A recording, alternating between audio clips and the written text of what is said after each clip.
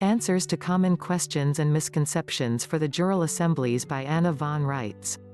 1. Misconception number 1, that colored people and women are not welcome to join state jural assemblies. This idea derives from the fact that to be on safe ground legally and lawfully, the state jural assemblies need to go back and pick up where at least some of them left off, in 1860.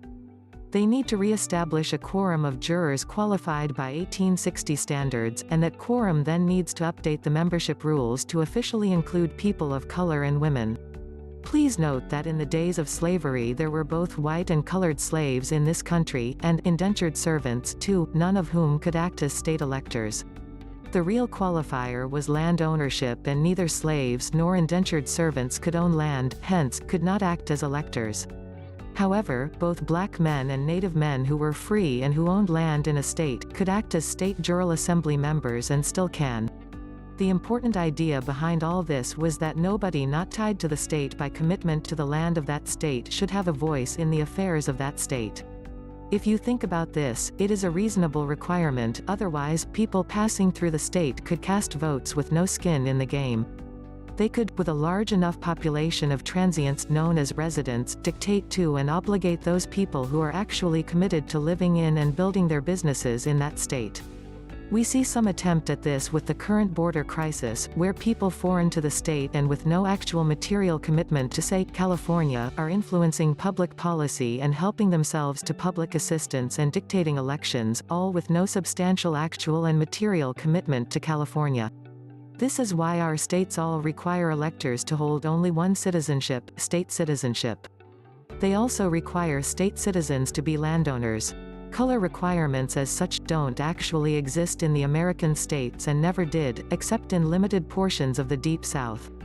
The more potent issue in 1860 and today is the capacity in which we are acting. The affect of having the territorial Congress arbitrarily confer citizenships on people and then claiming that they are acting as persons via a process of undisclosed enfranchisement, has established a situation in which average Americans are now almost uniformly presumed to be in the condition of either indentured servitude to the Queen, or slaves owned by the municipal United States government, or both. It isn't until we take action to expatriate from any such presumed federal citizenship that we can actually own land in fact, and therefore qualify as state citizens and as state electors. The question of the landownership requirement continues to be contentious. It has been argued in some states that our bodies are made of dust, and to dust returneth, and therefore all men and women are landowners. This may serve the esoteric point, but doesn't answer the actual dilemma posed by non-landowners voting on issues that don't impact them, but which do impose increased tax burdens on landowners. Women in Europe and America were able to own land and had been able to own land for centuries prior to 1860, so landownership was not the crux of the matter for women. It was more the prevailing idea that women were gentle and needed at home, ill-suited to the hurly-burly of politics and demands of public office, that kept them from being included in jural assemblies. Now that 2 world wars and the Civil War itself have convinced us otherwise, women have claimed and earned equal rights, and merely updating the old state jural assembly rules suffices. It's a small burden to find 30 free men above the age of 21 who are claiming their birthright political status and who are landowners, to hold the first quorum meeting for each state jural assembly, but it is one that assures that the further actions of the assemblies going forward are properly sanctioned and brought up to date. And in no case does any of this prevent anyone at any time from 1. Expatriating from federal citizenship status, 2. Participating in the state jural assembly organizational activities and meetings, 3. Making sure that their assembly is fully staffed, fully informed, and on firm ground going forward.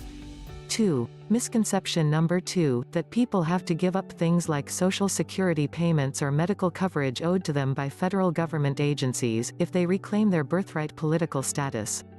Most Americans never knowingly left their birthright political status. This was merely a self-interested legal presumption being misapplied to millions of people based on equally self-interested falsification of registration documents and improper demands that we apply for Social Security, register to vote in what appeared to be public elections, and so on.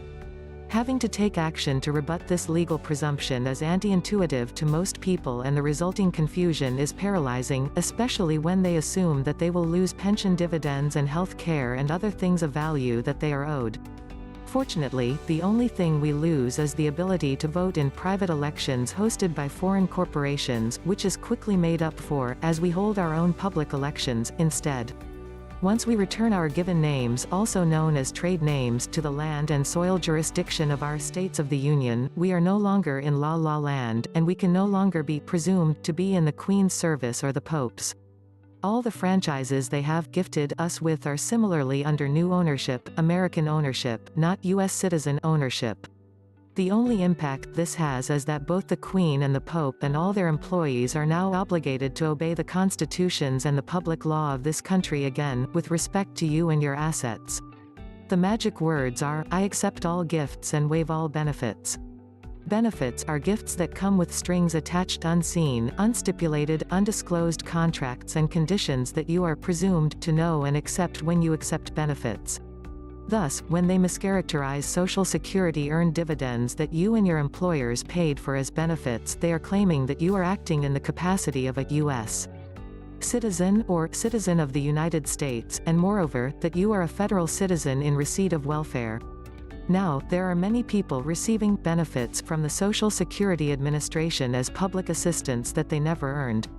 Some never contributed a dime and are receiving thousands of dollars in medical care and support payments every month. Those of us who unknowingly signed up for Social Security and vested in this program meant for federal employees are not in receipt of benefits. Anything we get back is an earned dividend. The import difference is that benefits can be discontinued at whim, whereas earned dividends owed to former employees have to be paid. The situation is analogous to going to work for a foreign corporation in a foreign country. While you are in that foreign country, you obey its laws.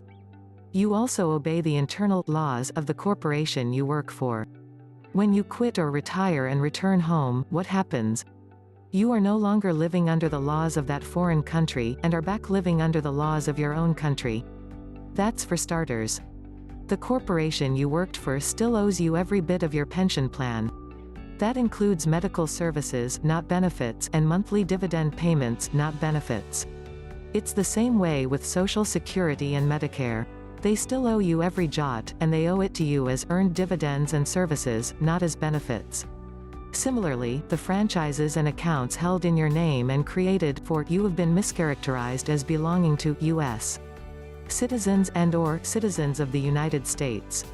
These franchises and accounts are toxic to you until you return home to the land and soil of your State of the Union via expatriation from any federal citizenship, and claim ownership of them as an American state national or American state citizen. It's the difference between benefits and earned dividends again. As a U.S. citizen or citizen of the United States, you are obligated to pay all the bills related to these franchises and accounts created in your name, but as an American state national or an American state citizen, you are the inheritor of the assets and credits owed to these accounts.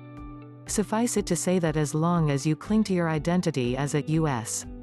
citizen or citizen of the United States, you are a pauper by definition, obligated to function under foreign law, obligated to obey foreign corporation policies, obligated to pay for every whim of the British Territorial Congress, but when you reclaim your birthright political status, you are owed the return of everything that is rightfully yours. Your trustees, the British monarch and the Pope, have to act as your trustees again, and return your borrowed property, plus interest, leases, fees, etc. So, you lose absolutely nothing of any importance when you return to your birthright political status, and you regain all that was stolen and commandeered, including your constitutional guarantees. As you will be conducting your own elections and dealing with your own issues and taking control of your own purse strings, you will not need to overly concern yourself with the circus in Washington, D.C., and you will have no reason or desire to participate in their political parties. The world will come back into focus and the tail will stop wagging the dog once enough people understand the circumstance and take the necessary action. 1. Reclaim your birthright political status. 2. Join your State Jural Assembly and boot it up. Please hit subscribe, like, share, embed, and get ready for many more Anna von Reitz videos.